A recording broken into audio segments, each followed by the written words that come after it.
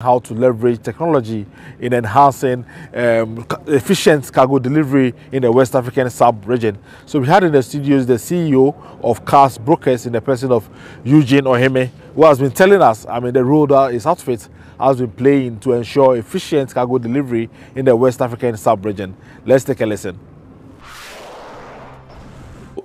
You wouldn't have come up with this particular solution if you didn't identify any challenges in cargo delivery across West Africa. That's true. So tell us, what are the current challenges that we are grappling with in the sub-region in terms of our quest to effectively deliver cargo?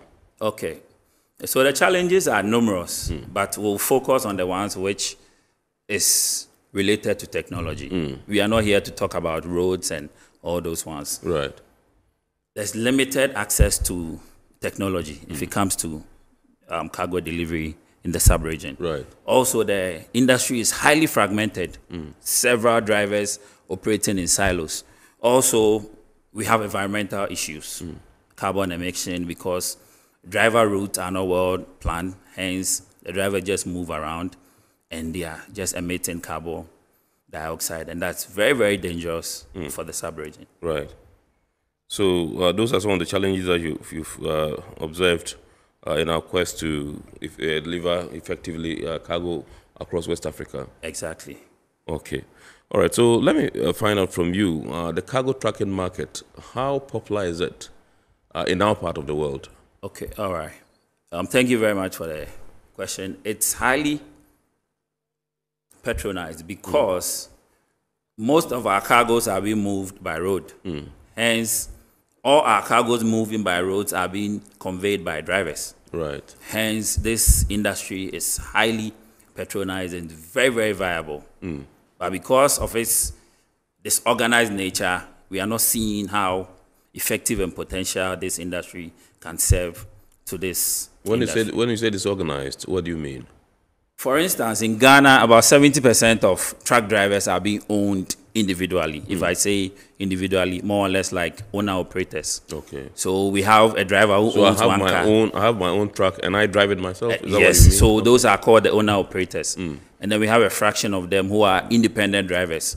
So you are not the owner, but someone is the owner. But he might have just about 2 or 3 trucks running around the port. And then we have transport companies. So there are about 3 of them: owner-operators, independent drivers, and trucking companies working around the port. And before I answer your question, you asked yourself, what is technology? Technology in its simplest form is just the application of scientific knowledge for practical processes in an industry. That's all what it's about. So what science are we applying in this industry to enhance the activities? Supply chain or logistics, we may say, have 2 turns, where you look at time and then you look at money. Right.